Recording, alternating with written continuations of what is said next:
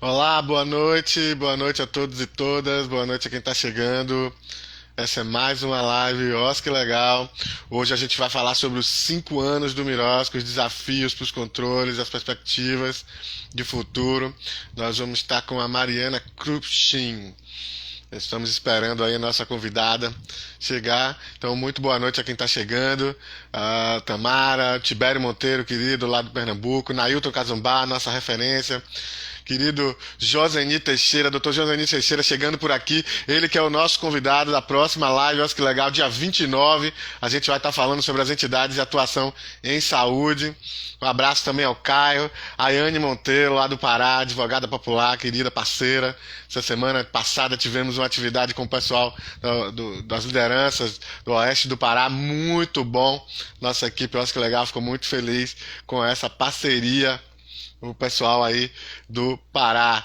Letícia Schwartz, todo mundo que está chegando aí, o projeto Vida Jovem Oficial, Bruno Valério, todo mundo que está chegando, sejam todos muito bem-vindos, muito bem-vindas. Vamos chamando aqui a nossa convidada, ela que está na dúvida aí para entrar, mas já está chegando. Minha mãe chegando aqui também, um beijo para você, Beatriz Artemis, todo mundo que está chegando. Sejam todos bem-vindos, todos bem-vindas.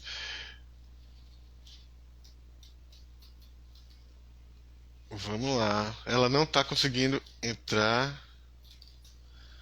Mas vai chegar aí, já já. Nossa convidada está tendo alguma dificuldade técnica ali, mas já chegando. César Antônio Manhães também, do Espírito Santo, esteve aqui com a gente.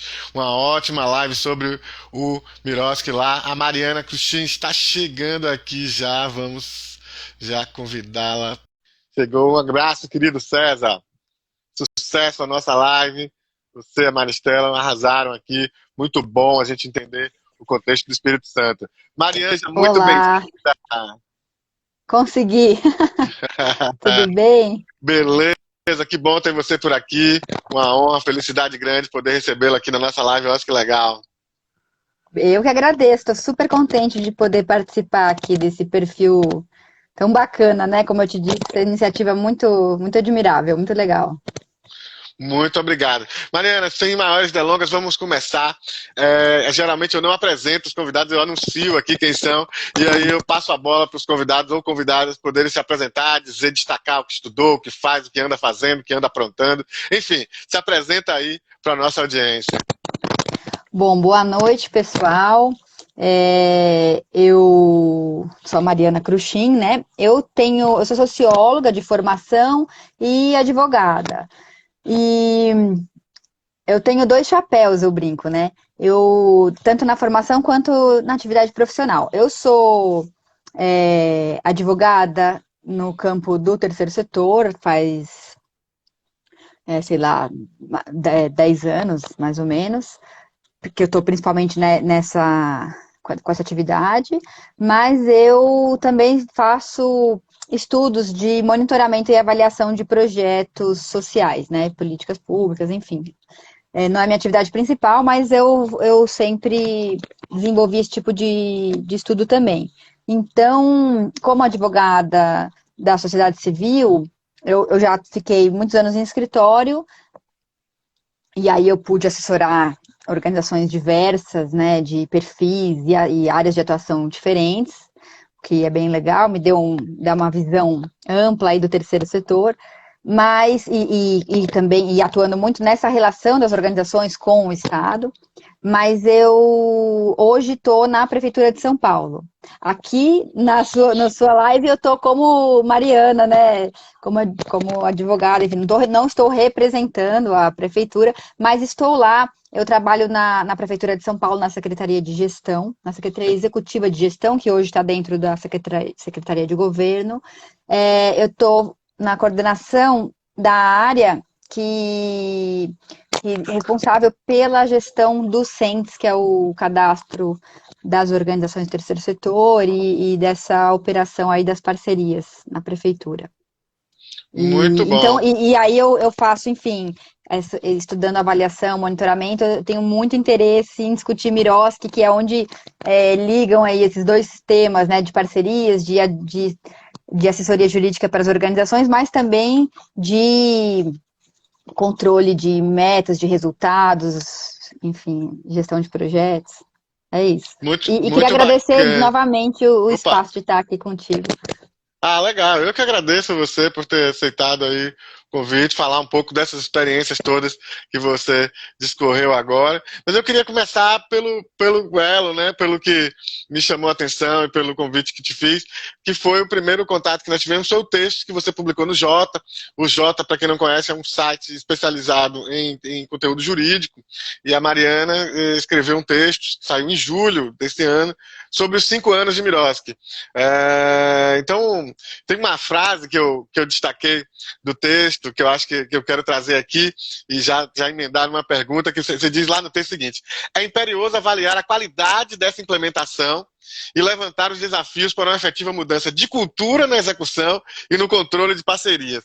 Nessa frase, você traz dois elementos básicos que eu acho que se retroalimentam, né? A questão da qualidade da implementação e da cultura institucional. Ou seja, quando você tem uma cultura de avançar nesse sentido, você tem uma qualidade maior de implementação. Você tem uma qualidade melhor, você tem uma mudança de cultura, você consegue implementar a partir da realidade da legislação. Vamos falar um pouquinho desse texto, do que te motivou a escrever, de que você analisa. Enfim, fala pra gente um pouco dessa produção. Ah, muito legal. Então, esse texto eu fiz porque, como advogada de organizações da sociedade civil, e a gente, eu tinha, eu estava do outro lado do balcão, eu diria assim, né? Sempre vendo as dificuldades que as organizações enfrentavam para lidar com os órgãos de controle interno, de controle externo, os tribunais de contas, e fui vendo também muitos desafios enfrentados para as organizações se adaptarem à nova legislação, todo o debate que teve da sociedade civil para tentar aprimorar, quando, né, o Miroski, a primeira versão da lei, ela foi bastante modificada depois, porque por pressão da sociedade civil, porque a sociedade civil que sabe muito das questões de como da lida mesmo das parcerias, da prestação de contas, da execução dos projetos, e o Miroski tinha que refletir justamente a realidade das parcerias, né? Então, muita coisa que estava lá, o Miroski foi pensado para criar um ambiente de segurança jurídica para essas parcerias entre as organizações e o poder público, foi pensado para poder delinear mesmo um regime jurídico próprio para essas parcerias que não são uns contratos administrativos com organizações sem fins lucrativos, né, tradicionais, que são regidos pela lei de licitações, e não são também, sei lá, tem um regime próprio, exclusivo, que diz respeito a esse tipo de projeto, né? Projetos de políticas públicas, serviços sociais, e aí a lei veio para trazer para formatar um regime jurídico específico para essa relação. Então, eu, como advogada, estava vendo do lado das organizações. E aí fui para a prefeitura, pude ver também, ter um pouco de contato. Eu entrei no começo desse ano na prefeitura, tive uma passagem também pelo Estado, mas não lidei tanto com o tema das parcerias. Então, eu pude ter o outro olhar. Falei, bom, internamente também as prefeituras e o Estado em geral têm dificuldades de implementar a lei. Todo mundo sabe o que ela está pedindo, o que ela está trazendo, mas tem vários entraves institucionais, a gente tem que avançar nessa. Então eu resolvi escrever, fazendo um pouco um levantamento de todas essas questões para a gente pensar, bom, temos avanços até aqui, mas vamos tentar olhar se a gente, como é que a gente aprofunda esses avanços para a gente como você falou, né, dar qualidade para essa implementação. Então, assim, acho que o Miroski foi implementado, temos mudanças, todo mundo incorporou já essa nova realidade. Acho que ele conseguiu criar esse ambiente de regime, de que há um regime próprio para as parcerias, que antes tinha muita confusão. O que são essas parcerias? São convênios, mas convênio é entre ente federativo, ou são contratos administrativos, ou são isso, ou são aquilo. Tem semelhanças com as concessões, tem semelhanças com os contratos, mas não eles têm propriedades específicas atinentes às organizações sem fins lucrativos. Então, a gente acho que já conseguiu criar esse ambiente, mas a gente pode aprofundar, e aí eu quis pensar um pouco, fazer um levantamento para pensar, bom, o que a gente tem que caminhos que a gente pode seguir para que a gente melhore e aprofunde a implementação do Miroski no nível local. Foi isso um pouco. Muito bacana. Queria aproveitar para cumprimentar aqui uma pessoa especial que chegou aqui na nossa audiência também, doutor Tomás de Aquino, grande professor Tomás de Aquino, nossa referência também. Uma honra contar com a sua audiência também aqui, professor doutor Tomás, que já esteve aqui com a gente também, dialogando, e uma honra muito grande.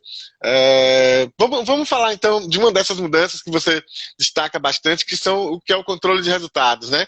Que deixa de ser apenas uma execução, na avaliação da execução físico-financeira, ali as notas fiscais e tal. Isso também faz parte da prestação de contas, mas avança para uma avaliação mais qualitativa quantitativa e qualitativa da implementação, né, dos resultados desse projeto, do impacto que esse projeto, que essa parceria tem na comunidade, enfim. Então, fala um pouco disso, da lógica, da racionalidade, né, por trás desse controle de resultados e a dificuldade que a gente está tendo ainda um pouco na implementação nesse ponto especificamente. Sim, esse eu acho que é um ponto central da Lei 13.019, que é a lei federal, né, que regulamenta as parcerias, e aí que também acaba sendo um ponto importante em toda a legislação que regulamenta a lei federal. Por que ela é um ponto importante? Porque ela demanda uma mudança mesmo de cultura e de paradigma, da lógica do controle, do olhar que se tem para a parceria, né? E aí a avaliação que eu fiz nesse texto foi, e que eu faço, né, e acho que muita gente faz, é isso, que a gente não conseguiu fazer essa virada, a gente não, o controle de resultados, ele ainda está muito incipiente, ele tem, acho que, porque o que diz a lei, né, vamos partir aí do começo, vamos começar do começo. A lei diz que a gente tem que dar ênfase para o controle de resultados, e o controle físico-financeiro seria subsidiário, seria assim, quando você não bate as metas, quando você não tem um alcance, não cumpre, você então deveria... será que eu estou falando bobagem? Não estou com a lei aqui na minha frente. Não, mas isso mesmo. Você não deve... Aí você vai para uma análise mais específica da execução financeira. E a lei diz também que você tem que ter uma comissão, ela dá muita ênfase ao monitoramento e à avaliação, que então seriam o meio de você controlar o alcance dos resultados. Então, a lei, ela diz que o controle é de resultados, o alcance das metas propostas. E aí você, então, pressupõe que você, no plano de trabalho, lá no início, você planeja metas a serem alcançadas, objetivos que você tem com aquele projeto, com a execução daquele serviço, em todas as áreas, seja a execução de gestão de um serviço de saúde ou a execução de um projeto de direitos humanos. A lei, ela pede um planejamento, uma estruturação da organização, então que ela tenha um plano de trabalho, que ela explicite os objetivos, para que aquele projeto vai ser desenvolvido, como é que a gente vai medir esse alcance, e então, a lógica do controle desse alcance de resultados. Não foi determinado que o repasse vai ser proporcional aos resultados, isso a lei não entra, não tem uma lógica do repasse financeiro em relação aos resultados, propriamente, mas você tem o controle de maneira geral nesse sentido. E isso, ele está implementado, mas ainda muito superficialmente, ao meu ver. Eu acho que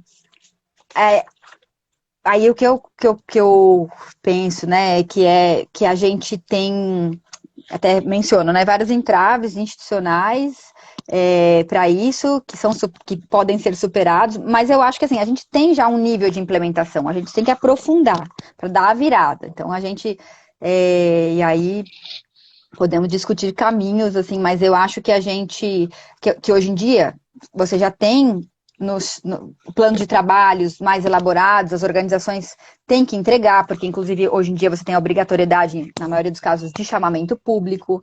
Então o chamamento público exige que as organizações apresentem esses planos de trabalho, e lá você tem as metas.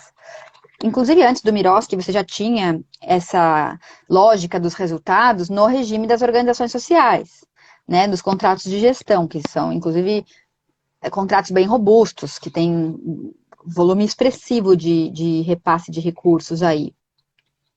Então, e é um regime que já tem 20 anos. Então, mas mesmo assim, a lógica ainda é debatida e disputada, assim, de como é que vai ser feita essa análise desses resultados mesmo nas OS, né? E acho que a Sim. gente pode aprofundar Mas qual que era a Olá? pergunta mesmo? Não tô te Sobre ouvindo. essa. Ah, não tá ouvindo? Alô? Oi, Mariana. Gente, vocês estão ouvindo? Eu não tô conseguindo ouvir a Mariana. Quem estiver Não tá assistindo me aí, dá um ouvindo? alôzinho pra ver se vocês estão ouvindo, se não Não estão tá me ouvindo. ouvindo? Enfim. Não tá me ouvindo? Putz. Oi, Mariana, você me ouve? Ouço. Tá me ouvindo? Fala alguma coisa. Tô... Tá me ouvindo? Não tá me ouvindo?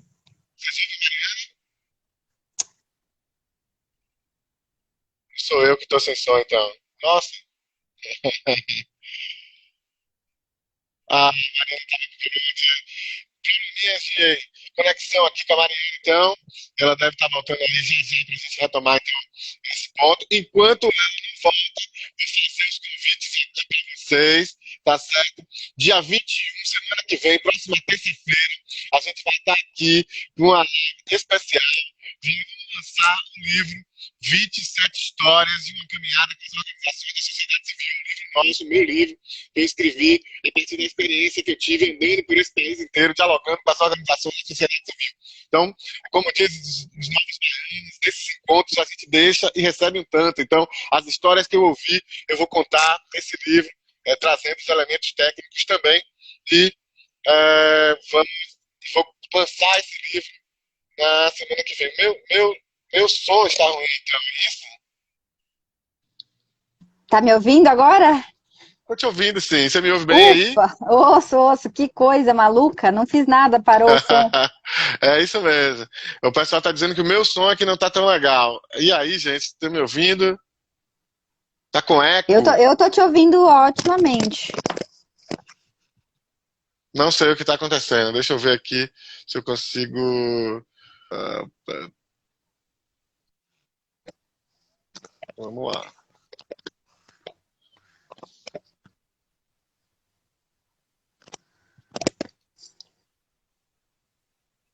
Melhorou, estão falando aqui. Gente, então, vocês me ouvem? Como é que tá aí? Alô, alô? Você me ouve, Mariana? Eu ouço, tá perfeito. Tá bem, vamos lá. Vamos seguir então, do jeito que dá Vamos aqui, seguir, alguma vamos coisa seguir. aconteceu. Onde Alguma estávamos? coisa Estávamos. aconteceu aqui, é ao vivo, é virtual, a gente estava É, fazendo aí alguma coisa com o meu fone, será? Nossa, vamos lá, vamos seguir. é com Vamos lá. emoção, estamos indo. Eu queria trazer então, Marina, você colocou a questão do controle de resultado, a gente entendeu bastante essa questão do resultado, de como você enxerga isso também. E eu queria tratar então da regulamentação pelos municípios, né? A gente tem visto a regulamentação federal, né? O decreto federal, 18 estados, mais o Distrito Federal regulamentado, e nós temos levantado pelo OSC Legal Instituto os regulamentos, né, nos municípios, regulamentos específicos do marco regulatório do MIROSC. Nós levantamos dos 5.570 municípios, 552 municípios com regulamento. Esses regulamentos estão todos lá no nosso site para baixar, enfim. Qual a importância, então, da regulamentação do MIROSC nos municípios para esse avanço dessa qualidade? Porque o que a gente tem visto é uma qualidade muito ruim. Né? Você tem esse quantitativo de 552, mas a qualidade a rigor é muito ruim. Você tem um copia e cola muito mal feito ali do decreto federal e segue. Esses decretos são super importantes por conta da segurança jurídica também para os servidores, né, do município e tal, tem uma segurança de como vai ser feito. Fala pra gente, então, na sua opinião, a questão da importância da regulamentação do MIROSC nos municípios, nos subnacionais, na verdade, né, tanto municípios, estados, enfim. Olha, eu acho, assim, não sou uma expert, né, nessa toda essa legislação, assim, mas de pronto eu diria que eu acho que assim, a legislação pode ser aperfeiçoada, essa questão de copiar e colar não necessariamente ela é ideal, mas eu acho que a questão não é só, ela vai um pouco além das normas, né?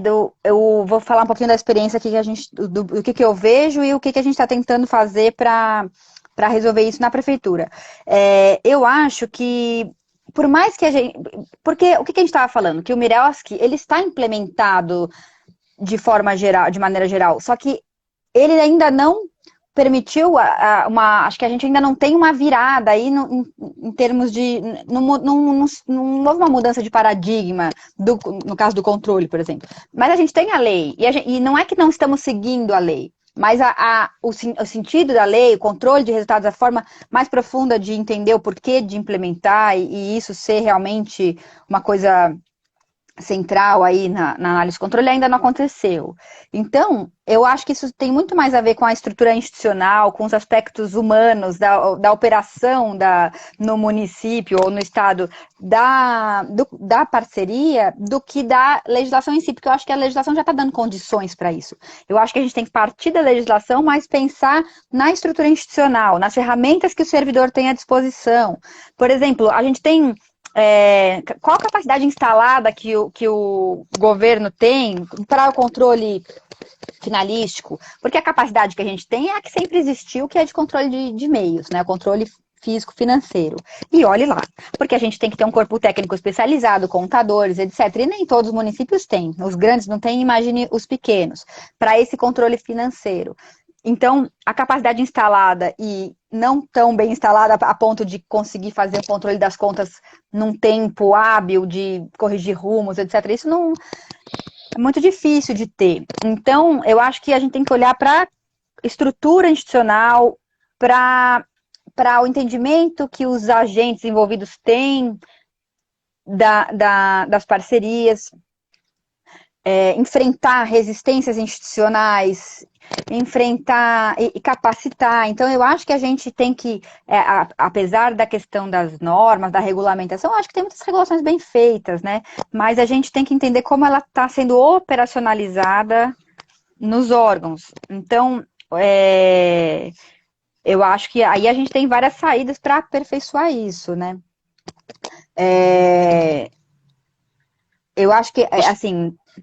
Desculpa, você fala. indica no texto, já você deu a deixa aqui, eu queria entrar, você indica no texto, eu anotei aqui para não me perder nas perguntinhas, os caminhos para esse aperfeiçoamento, já pegando a deixa do que você trouxe. Você traz alguns temas, então a governança, os sistemas de controle, né, e a relação com os tribunais de contas, né, esses 3 itens você traz. Eu queria que você pudesse um pouco trazer esse gancho aí com esses 3 pontinhos. Sim. Que você coloca.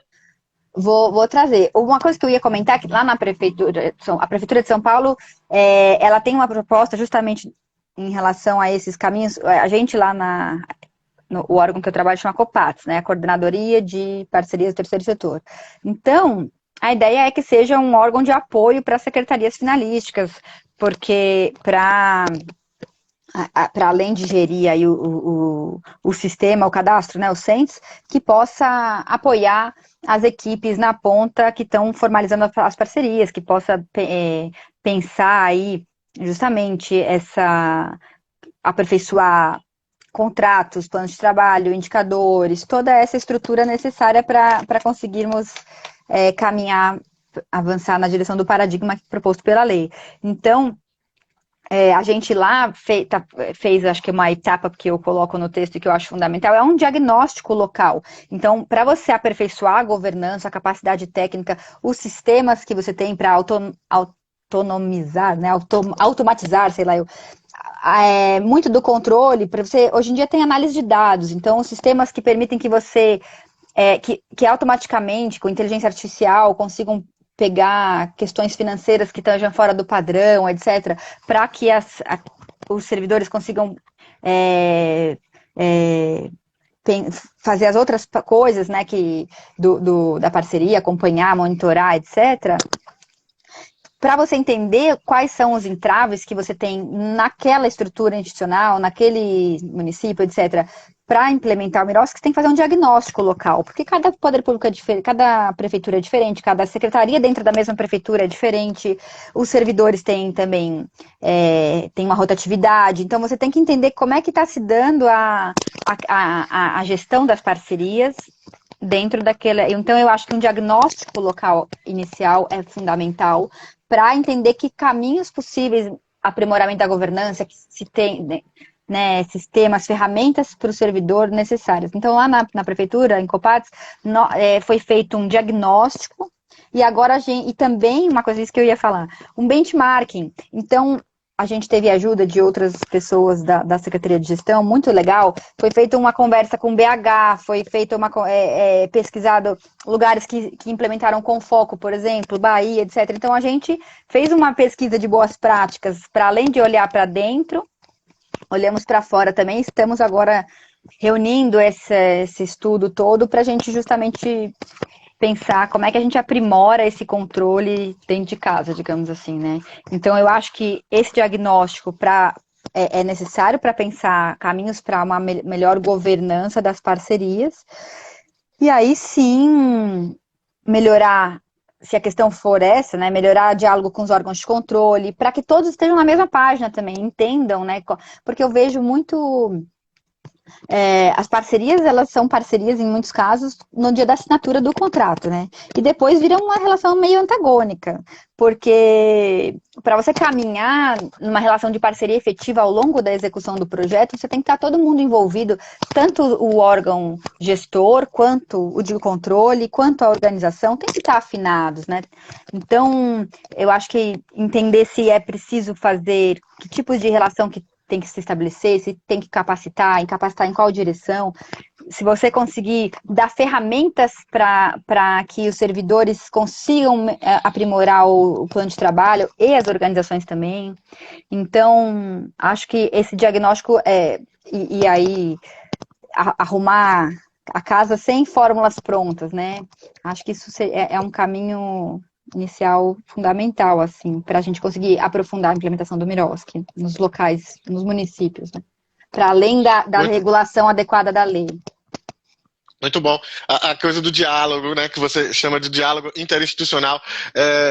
Eu tive rodando por aí, né, dialogando com as entidades, eu tive uma experiência muito interessante, não me lembro, acho que foi no Amazonas, enfim, em que a gente fez atividades com o poder público, com as entidades e depois todo mundo junto. E foi muito interessante, porque as pessoas falam muito, não, tem que ser todo mundo junto. Não, acho que é um momento super importante colocar as entidades e o poder público junto para eles se verem, né, do outro lado, as dificuldades que cada lado tem. Foi importante. Mas tem agendas, tem questões que são muito difíceis, por exemplo, a entidade dizer para a pessoa que fiscaliza o projeto que ela executa, que ela errou, que ela não sabia fazer direito, que ela tinha uma dúvida, ela vai falar na frente, vai se expor na frente da pessoa de controle.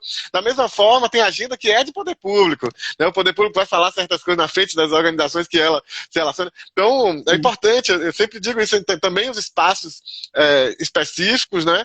E outra coisa, que além do Tribunal de Contas, são as áreas internas, às vezes a área meio, que é a área financeira, que libera o fundo, enfim, não dialoga com a área fim, que é a área da política setorial e tal. Então, eu tive esse exemplo, muita experiência isso com as ONGs que eu acompanhei, com as ONGs AIDS, né, da AIDS. Então, a área técnica de prevenção à doença, sexualmente transmissíveis, etc. A AIDS é parceiro e agiliza aquelas atividades conjuntas e tal, acerta o projeto todo, mas na hora de a área financeira diz, não é bem assim, não pode isso, não pode aquilo, não pode dessa forma. E aí dá problema, eles não se conversam. E É, foi muito interessante fazer essas atividades, porque às vezes essas áreas estavam na mesma sala e eles se diziam, ah, é você que é fulano de tal? Nossa, a gente nunca tinha falado, sabe? Eu nunca tinha falado pessoalmente, só por telefone e tal. Então, colocar as pessoas na sala para entender o que é uma parceria, o que é a importância daquilo. É super importante. Ademais, o professor Fernando Mânica, né, ele esteve aqui na live comigo e ele tem escrito na literatura dele muito sobre essa relação que ele diz, ó, a relação jurídica é de dois, né, a entidade da sociedade civil e o poder público. Mas, do ponto de vista geral, tem um terceiro elemento aí que é super importante nessa relação, que é o cidadão, para o qual sim. essa política está destinada. E muitas vezes ele é esquecido, né? Porque É. pela burocracia, ou seja, cria-se obstáculos para o projeto, tanta coisa que o projeto não chega na ponta a esse cidadão. Então, essas questões que você traz me remetem muito a essa discussão toda, né, da qualidade, de como fazer os treinamentos, como mudar a cultura e dessa valorização do cidadão enquanto fim, né, dessa parceria. A parceria não existe por si mesma, para alimentar a ONG nem o poder público. Ela existe para fornecer um bem, um serviço público, uma atuação para esse cidadão. Então, fiquei aqui pensando muito sobre essas questões, nesse estudo, Não, nesse eu acho que você levantamento. tocou um ponto fundamental. Você falou tudo. O cidadão. Para que a gente vai. Eu acho que o ponto do controle de resultados, que é o que eu estava tentando chamar a atenção, que eu acho que é um dos principais aspectos que merecem atenção agora nesse novo momento, né? Que o Miroski já está basicamente implementado, mas ele precisa ainda de. A gente tem caminhos aí para o aprimoramento. E eu acho que o principal deles, para mim, um dos principais é a melhorar o controle, porque tem uma demanda também da sociedade para melhorar esse controle, porque tem toda a questão da criminalização das organizações, a mudança de cultura do servidor passa também por acreditar mais na organização parceira e acreditar nessa parceria e acreditar que ela é um caminho para execução de políticas públicas legítimo e que pode ser muito proveitoso. Mas para isso, a gente tem que. Então, eu acho que controle de resultados ele é fundamental, mas ele serve muito para mostrar também, justamente, esses projetos, o que está. Né, porque acho que a gente tem que discutir por que medir, por que o controle de resultados é tão importante. Porque senão fica parecendo que não dá para entender tão bem. Porque mas o dinheiro que é importante, tem que gastar o dinheiro certo, são muitos milhões, nanana. Tudo bem, mas a gente não sabe se gastar bem, não necessariamente gastar corretamente, digamos, não é necessariamente gastar bem. Então, mesmo que você gaste da forma prevista, eu falei que ia gastar aqui, gastei mesmo, cada centavo, não tem nada fora do lugar, você não sabe se aquele projeto gerou o impacto esperado, se ele alcançou o objetivo, né? Então, o controle de resultados, entender a lógica a que eles propõem é fundamental para isso, para você colocar o cidadão na equação. E a lei, inclusive, ela traz a opção, né? Fala, olha, você tem que medir a satisfação do usuário. E eu não vejo tantos projetos, não vejo projetos que façam essa medição. Então, monitorar e você tem que criar indicadores, eu acho, mais efetivos para medir esse impacto, mas também você tem já ferramentas dadas na própria lei, né? O controle hoje em dia, você compra um band-aid na farmácia, a farmácia te manda e-mail perguntando se foi bem atendido, e a gente não faz isso para os serviços públicos, que justamente o foco é o cidadão, a gente não sabe. Então, eu acho que você falou tudo, assim, a gente tem as organizações, e eu acho que a sociedade civil teria que. Porque eu posso falar uma coisa, eu acho que é uma coisa meio polêmica, que eu vou falar Fica à vontade. que meus chefes não me ouçam. Mas eu acho que tem, em muitos casos, um pacto da mediocridade, assim. Todo mundo fica feliz com essas metas que não medem muita coisa, e, tipo assim, você vai fazer um trabalho, quantas aulas foram dadas? Alcançamos o número de aulas. Ok, mas essa aula foi satisfatória? As pessoas aprenderam alguma coisa? Estou dando um exemplo aleatório. Então, a gente não está medindo qualitativamente. E eu acho que esses indicadores que não dizem muito, mas também não dão tanto trabalho para medir, interessam tanto às organizações da sociedade civil quanto ao poder público. Porque aí você cumpre os requisitos da lei, você tem que medir, você tem que ter meta, mas você não está efetivamente entregando uma análise um monitoramento ao longo da execução e um entendimento sobre se aquilo adiantou, o que precisa mudar, o que não precisa. E eu acho que esse pacto da mediocridade que eu estou chamando aqui, que os meus chefes não me ouçam, enfim, mas eu acho que ele não leva em consideração o benefício do controle de resultados, que ia ser uma justificativa, a sociedade civil ia ganhar muito, conseguindo demonstrar, inclusive vencer muito dessa dificuldade enfrentada de acreditar no papel da sociedade civil como parceira, como legítima, porque tem toda essa coisa da criminalização das organizações e que elas estão aí na mamata. Se a gente conseguisse demonstrar, se fosse mais robusta a avaliação, a entrega do controle de resultados, quem ganharia muito, além do cidadão, que ia ter os projetos mais desenhados para o alcance, para objetivos ligados aos problemas enfrentados pela sociedade, etc. A sociedade civil organizada também ia ganhar, porque ia conseguir demonstrar a importância da sua participação nessas parcerias. Então, eu acho que a equação ia ser só ganha-ganha, enfim. Ganha-ganha, com certeza. Muito bom. Queria só dar uma paradinha aqui para uma respirada, aproveitar para cumprimentar Bianca Monteiro, que está aí, da Escola de Dirigentes, cumprimentar também a Elaine Rosa, que está aqui, alô, terceiro setor, e ela disse que acredita que criar indicadores é um grande desafio nessa etapa. Isso é verdade, Elaine. A Elaine tem uma grande experiência lá em Guaíra, São Paulo. Nós fizemos aqui uma live também, ela falou da experiência dela com o Miroski lá em Guaíra, e é uma apaixonada por essa discussão também, e ela traz aí esse desafio, certamente pela experiência também, grande experiência que ela tem nessa área. E eu queria aproveitar para convidar o pessoal, semana que vem, terça-feira, uma live extra aí especial, a gente vai lançar, enfim, o livro 27 Histórias de uma Caminhada com as Organizações da Sociedade Civil no Brasil. Eu andei, Mariana, por esse Brasil inteiro, né? Eu tive em 28 cidades de 21 estados, pessoalmente. E depois fiz atividades com os outros estados que eu não pude ir por conta da Covid, dessas restrições, eu fiz virtual. Então eu cobri, né, o Brasil inteiro falando sobre o Miroski, falando sobre a legislação que cerca a atuação das entidades. E como diz os novos baianos, né, nos encontros você deixa e recebe um tanto, né? Então eu, mais do que falar sobre o Miroski e trazer uma questão técnica, uma abordagem técnica sobre o marco regulatório, sobre a legislação, eu ouvi muitas histórias das organizações por esse Brasil inteiro, de experiências diversas, de ONGs grandes, de ONGs pequenas, em contextos tão diversos, como é esse país, né? Gigantesco país. Tive a honra de estar em cada um desses estados que pude ir, enfim, de conversar com lideranças, de saber as histórias. Então, são essas histórias que alimentam esses livros, são 27 histórias, uma de cada lugar, e em cima das histórias, né, como bom contador de causa aqui do interior da Bahia, então eu estou contando essas histórias e trazendo os elementos técnicos por cima, jurídicos, políticos, a questão de gestão. Então, espero que vocês gostem. É um livro que reflete um pouco essas discussões jurídicas todas, a partir de uma linguagem simples, dos causos mesmo, das histórias que me contaram.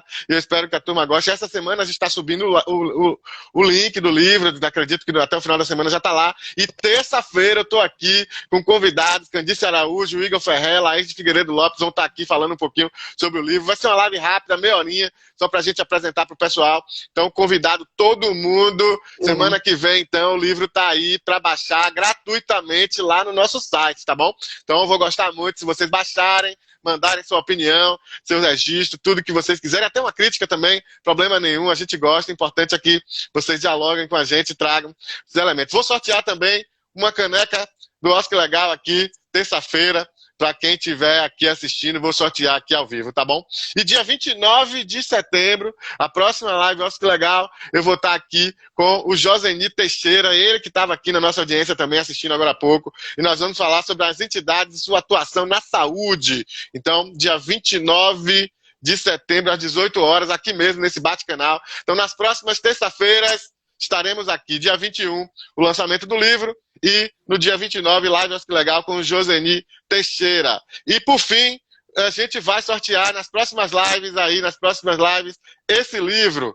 Então, esse livro aqui é o Organizações Sociais da Saúde em Pernambuco, Transparência e Controle, tá? A experiência da Ana Dolores Barros de Oliveira Samalta. Ela foi orientanda da doutora Tereza Nóbrega, presidente da OAB lá do Pernambuco. A doutora Tereza nos mandou. Então eu tenho 6 livros para sortear. Vão ser 2 para a região Nordeste, 2 para a região Norte, 1 para a região Sul, 1 para a região Centro-Oeste e 1 para a região sudeste, tá bem? Então, vamos nas próximas lives, a gente vai sortear. Eu não sei como é que a gente vai fazer ainda não, eu tô bolando, mas vai ser 6 livros que a gente vai sortear aí nas próximas lives, então fica com a gente.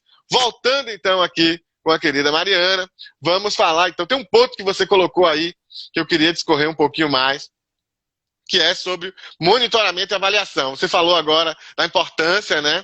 Mas eu queria que você falasse do monitoramento e avaliação, a relação com a parceria, a relação com o controle financeiro até, né? A gente conversou um pouquinho antes da live e você trouxe esse tema, né? Destacou esse tema. Eu queria que você destacasse, então, da importância do monitoramento e avaliação, a experiência que você tem também, e aí fala pra gente um pouco sobre isso. Eu tava aqui falando, aliás, não, primeiro assim, eu vou participar da live porque eu quero ganhar essa caneca aí, e, ó, viu? E achei linda. É, parabenizar também pelo livro, muito legal. Acho que esse compartilhamento de experiências, e aí você fala, né, causas, mas é uma forma legal mesmo para não ficar tão duro a coisa do direito e tal, mas o compartilhamento de boas práticas é fundamental, assim, para a gente, de mãos dadas e construindo aos poucos por esse mundo afora aí, esse aperfeiçoamento disso tudo, né? Mas em relação ao que a gente estava falando, justamente do controle de resultados, monitoramento e avaliação, são temas, né? Acho que o controle de resultados só é possível se você tem monitoramento e avaliação dos impactos. Eu falei aqui desse pacto da mediocridade, mas eu quero deixar muito claro que eu acho que essa situação se dá com organizações já mais robustas, maiores, com contratos de gestão, porque também tem essa outra dimensão das organizações pequenas e que tem dificuldades técnicas. Isso é um dos entraves que eu coloco no texto, né? Ali eu falo que são 2 grandes grupos de entraves que eu vejo. Tem muitos outros, mas que eu selecionei ali para tratar, os entraves institucionais, que são, então, as ferramentas que estão disponíveis para o servidor, a resistência dos agentes, de alguma resistência ideológicas ou resistências institucionais dos agentes públicos, toda a desconfiança em relação à idoneidade das organizações. Mas você também tem um grupo que não é de entraves institucionais, é o grupo dos entraves relacionados às ferramentas próprias para medir, para monitorar e para avaliar, os indicadores, como mencionaram aqui. Então, aí não se trata de um pacto da mediocridade, mas de uma dificuldade mesmo. A cultura avaliativa no Brasil, ela é recente, ela ainda está em construção, e é como eu disse, a gente tem que entender melhor o porquê avaliar, para que a gente se debruce sobre isso e pense como avaliar, o que avaliar. Eu acho que isso tem que estar em constante desenvolvimento. E aí o universo do monitoramento e avaliação, que já está, que tem já um campo no terceiro setor forte, além do campo das políticas públicas, né, que faz parte do ciclo das políticas públicas avaliar os projetos, mas no campo do terceiro setor, dos projetos sociais, já temos um acúmulo de discussão no Brasil nos últimos 10, 15 anos, acho que a coisa cresceu bastante, temos metodologias desenvolvidas, temos conhecimentos, livros, etc., trazidos, mas a gente tem que, acho que trazer, isso até é uma coisa que eu estava pensando esses dias, trazer os profissionais desse campo que está se formando enquanto campo autônomo, né, do monitoramento e avaliação no Brasil, para a discussão das parcerias, para nos ajudar a pensar esses indicadores, para dialogar com o poder público e com as organizações. Lá na prefeitura, tem algumas iniciativas interessantes que eu acho que passam por capacitação mesmo. Eu dei um curso para organizações pequenas no campo da pessoa com deficiência, para a Secretaria da Pessoa com Deficiência na prefeitura em março, abril. E foi muito interessante, foi um curso solicitado pela Secretaria, pela SMPED, e nós, enquanto gestão, apoiamos o curso e demos, né, ministramos o curso, e ali eu coloquei um monte de elementos que acho que não eram tão usuais na prefeitura. Eu falei de ferramentas de gestão de projetos e que são importantes para a construção de um plano de trabalho nesse curso de Miroski, para as pequenas organizações, que eles estavam querendo capacitar organizações pequenas potenciais, que são potenciais parceiros da prefeitura. Nesse curso eu falei de árvore de problemas, teoria da mudança, falei de ferramentas que são super importantes para a gente pensar como elaborar o que é o objetivo, o que são metas. Eu fiquei trazendo esses temas que não são temas correntes quando se fala de Miroski, porque eu acho que realmente a gente tem que discutir sim como se elaboram indicadores, como se medem, quem vai medir, em que momento do projeto, e acho que a gente tem que também fazer uma coisa que a lei permite, começar a pensar e valorizar, é a previsão de recursos para isso, específicos no projeto. Entender que isso é fundamental para a boa execução do projeto e para aprimoramento. Porque se a gente, é aquilo que eu estava falando, se a gente não consegue demonstrar esses resultados, a gente não consegue corrigir erros, né?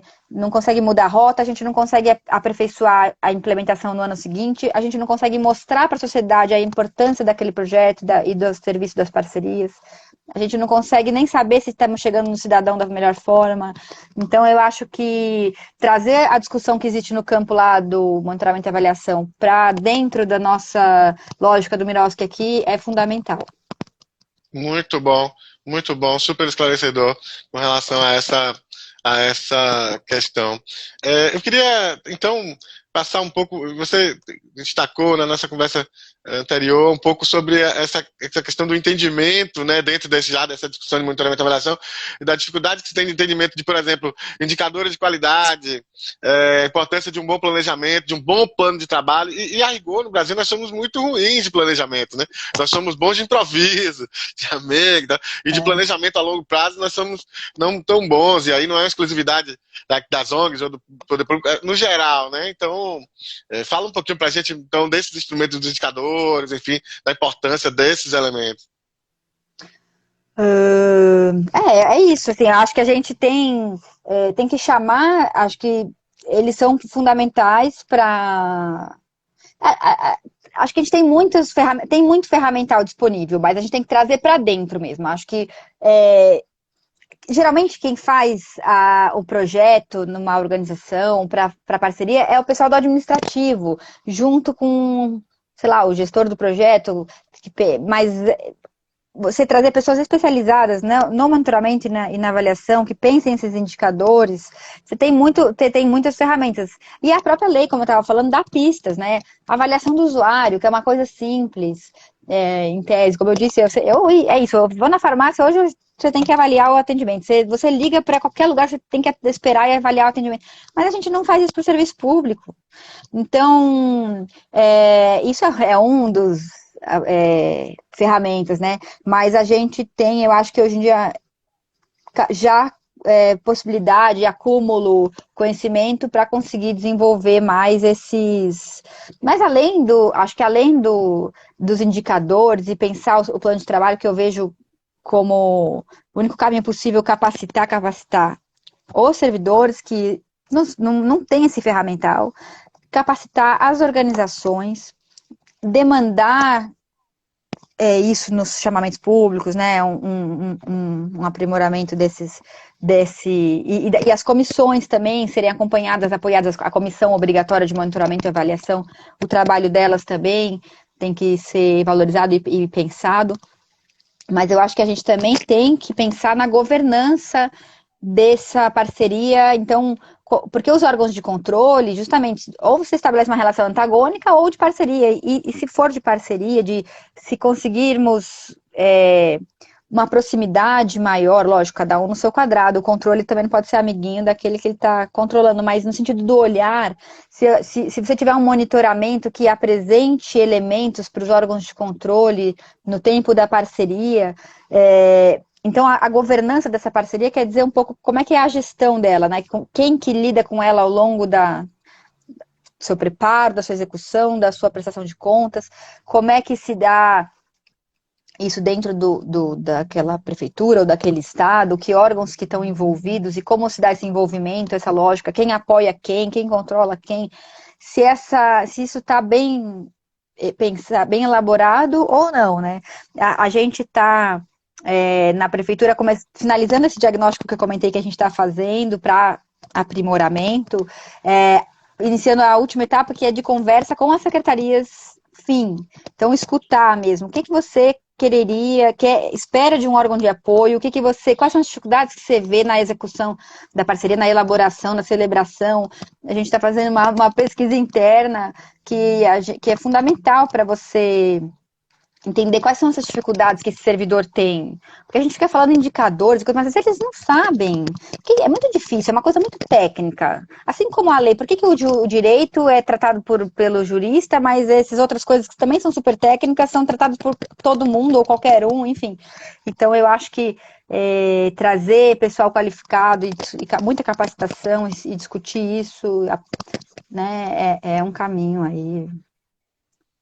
Muito bom, muito bem. Eu queria trazer então um comentário aqui do César Antônio, lá do Espírito Santo, ele que é da Escola de Governo, esteve aqui numa live com a gente falando um pouco sobre a experiência lá do Espírito Santo, e ele traz aqui um comentário interessante. De uma maneira geral, a administração pública ainda não tem uma percepção da importância do monitoramento e avaliação no controle de resultados nas parcerias com as OSCs. Não sei se você concorda com essa afirmação do César. Sim, eu acho que a gente não entendeu ainda essa importância e por isso que o Miroski não está implementado ainda na sua totalidade. E acho que a gente tem os órgãos de controle também, muitos eu acho que assim, falam, não, que controle de resultados, o quê? Eu tenho estamos repassando bilhões aqui para as organizações, a gente tem que saber onde está indo esse dinheiro. Não vem com esse negócio de controle de resultados por cima de mim. Mas acho que a relação entre o controle finalístico e o de resultados é que a gente precisa entender melhor, né? Que para mim parece óbvio.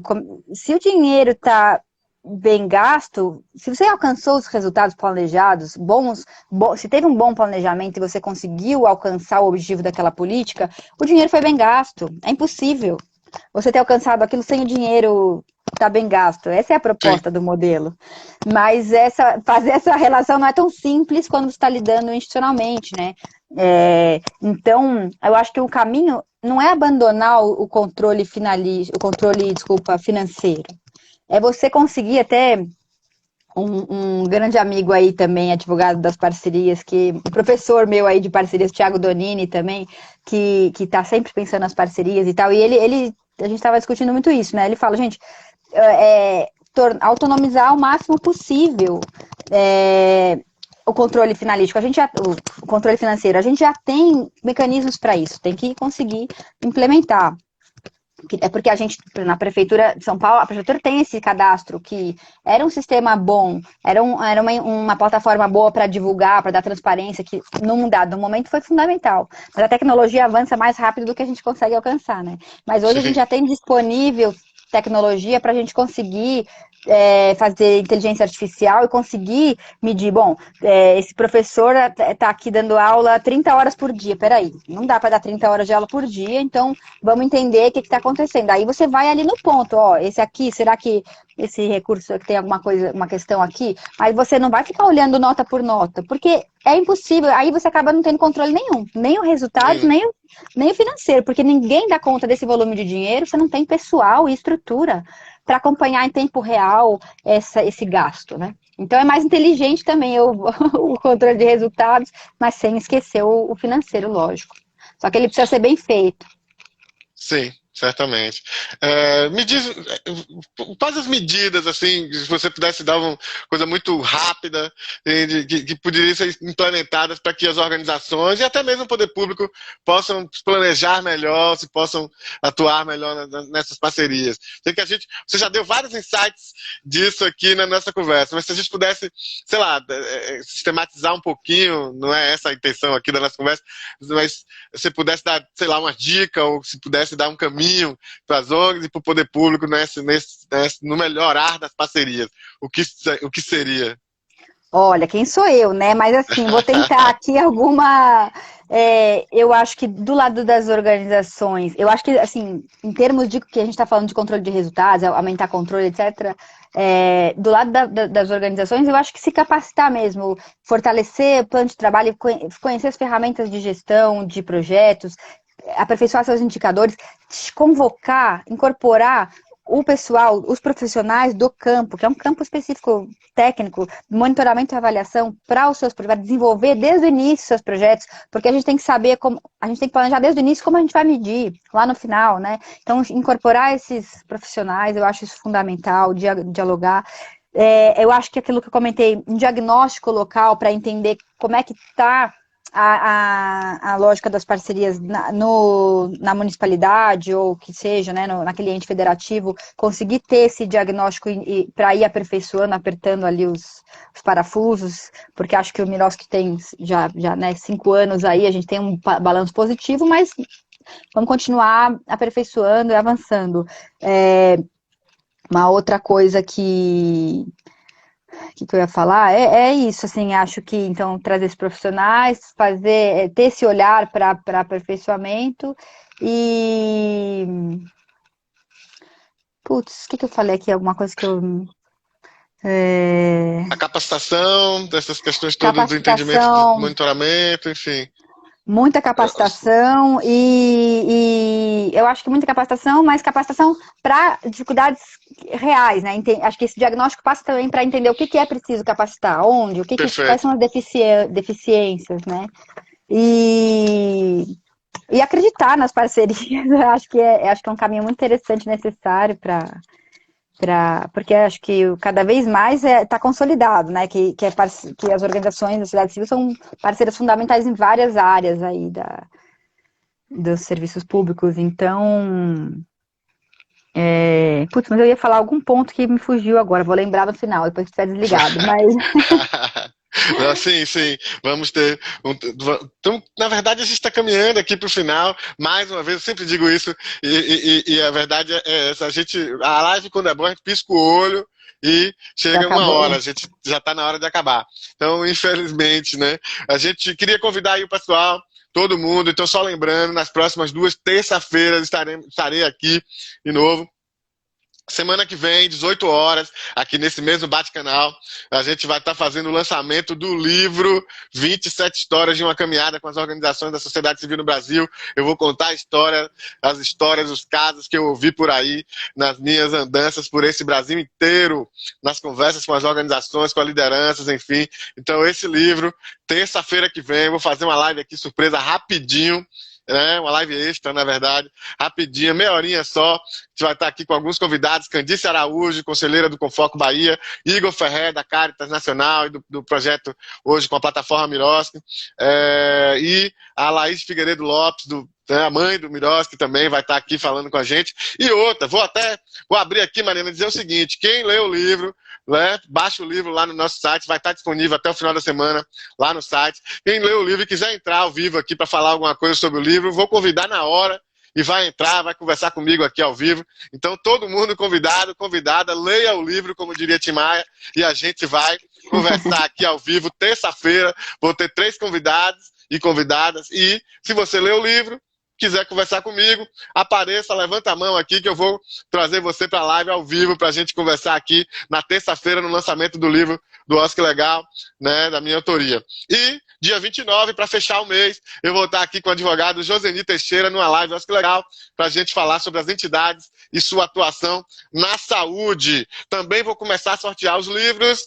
Esses livros aqui eu vou começar a sortear, tá bem? A partir da próxima live. E na live do lançamento do livro também tem sorteio de uma caneca. Ó, que legal. Então fica aqui com a gente terça-feira. Além do lançamento do livro, você vai poder participar, vai poder ganhar uma canequinha, de repente um livro sobre as organizações sociais. Lembrando que o nosso livro ele é um e-book, tá? Ele não vai ter, a princípio, né? No primeiro momento não tem exemplar físico, a gente vai todo ele disponibilizado gratuitamente para download no site. Então qualquer pessoa pode ir lá baixar o livro, não é cobrado nada, tá bem? O livro ficou muito bacana e quero que todo mundo leia respostas, opiniões, sugestões, o que vocês quiserem dialogar, estaremos aqui abertos para esse diálogo. Então é isso. Queria agradecer a Mariana Cruxin por estar aqui comigo hoje. Muito bacana esse bate-papo, a partir do texto que ela escreveu, na visão dela sobre os 5 anos de marco regulatório. Muito interessante, trouxe questões, insights muito bacanas pra gente. Queria então, Mariana, que você fizesse aí as suas honrosas despedidas, deixasse as suas palavras finais aí para nossa audiência, para a gente ir finalizando aqui, mais uma vez te agradecendo por essa oportunidade de diálogo comigo e com o nosso público. Então, eu que queria agradecer. Eu acho que você falou, né, a palavra diálogo. Se eu fosse pensar num desafio maior para parcerias, estava aqui pensando, seria justamente ampliar o diálogo, porque a gente tem um volume muito grande de parcerias, poder público, sociedade civil, mas a gente ainda tem talvez poucos canais de diálogo ao longo da parceria para aperfeiçoar esses projetos. Eu acho que ampliar isso, o Confoco é uma saída, né, que está sendo colocada em alguns lugares, é um lugar que tem uma hipótese interessante, mas que o importante é ampliar diálogos com os órgãos de controle, com as parcerias, com as organizações parceiras, quer dizer, acho que diálogo aí é o que se está promovendo aqui, e eu acho que é o grande caminho, aliás, em tudo, né, para a sociedade brasileira que está precisando de diálogo, para as parcerias, eu acho que é um caminho crucial, porque, gente, é parcerias, então a gente só consegue mesmo com todas as partes envolvidas e bem relacionadas. Então eu vejo que para aperfeiçoar o que já temos aí, esse é o caminho e agradeço a oportunidade de estar aqui dialogando, fico à disposição para mantenho aí o canal aberto do diálogo, tanto enquanto pessoa física, quanto lá na prefeitura, para todos aqui que estão aqui, enfim, é isso. Eu agradeço imensamente a oportunidade de discutir o texto e estarei aí presente para o lançamento do livro. Muito bom. Então, olha, lê o livro, que qualquer coisa você volta para falar comigo aqui de novo na semana que vem.